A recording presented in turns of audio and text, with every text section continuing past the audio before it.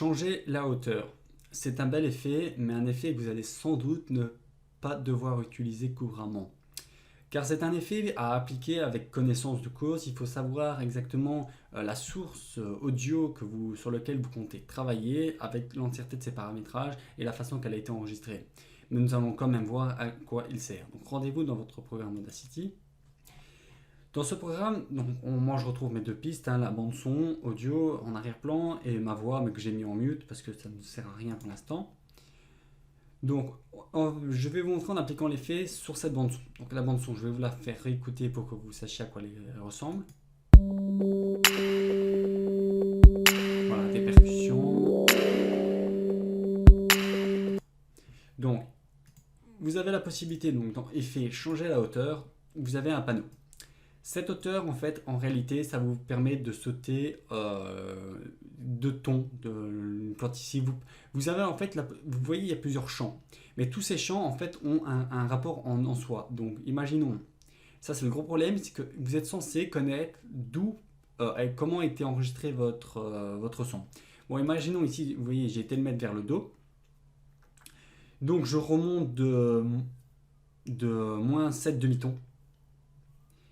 Donc ce que je vais faire, c'est que si je vous fais écouter la preview, vous voyez que le son n'est plus le même. Vous savez que le son est composé avec des octaves, des tons, des demi-tons.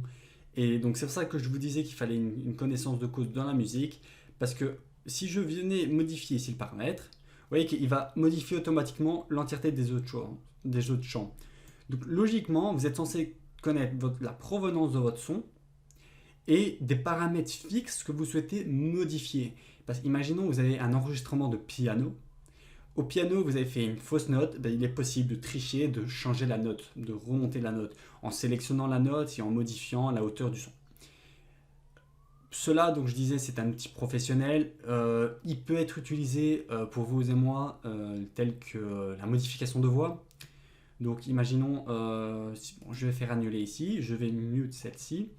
Je redéploie celle-ci, je vais écouter ma voix. Donc ma voix, on va nettoyer les parasites parce que ça ne sert plus à rien. Voilà, on a une voix. On écoute. Voici une bande son pour l'utilisation. Voilà. Je sélectionne ma voix, je vais dans effet, effet, changer la hauteur et je peux changer la hauteur de ma voix. Je peux me rendre en clair plus ou moins plus grave ou plus aigu. Donc il faut savoir qu'on a l'impression, il y en a qui auraient pu penser que la hauteur depuis et vers était calculée, mais Audacity nous le dit, il ne la calcule pas. Donc on est censé connaître, donc comme je disais, les données de la hauteur au moins de depuis pour savoir vers où on va aller. Donc ici, on va lui dire, imaginons, moi je ne sais même pas depuis on est quoi. Bon, imaginons qu'on va laisser on est depuis ici et que je vais lui demander d'aller aller à son extrémité. Voilà, on va mettre ça comme ça ici. Et je fais preview. Vous entendez la voix? Elle est incompréhensible. Ça fait une modification de la voix. On peut aller dans même un peu comme ça ici.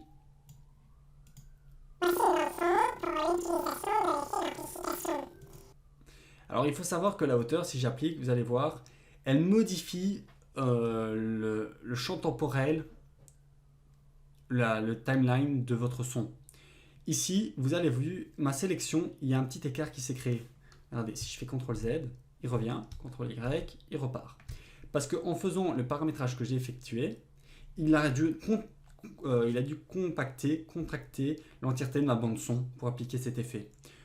Et donc c'est là que je vous dis que c'est un effet professionnel.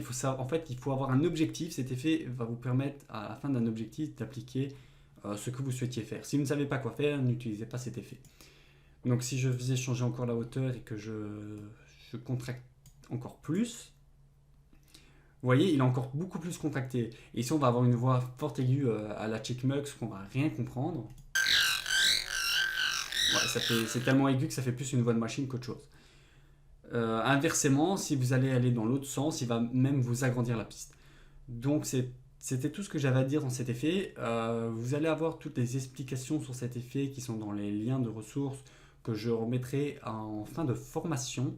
Donc je vous invite à aller voir toujours la dernière vidéo de la fin de formation qui va vous donner l'entièreté des explications que vous allez pouvoir retrouver sur l'ensemble des effets et des outils qu'on utilise au long de cette formation.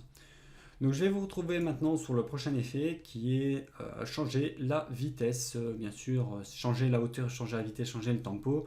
Vous avez un peu compris, ça va plus ou moins ensemble, mais nous allons voir ensemble changer la vitesse.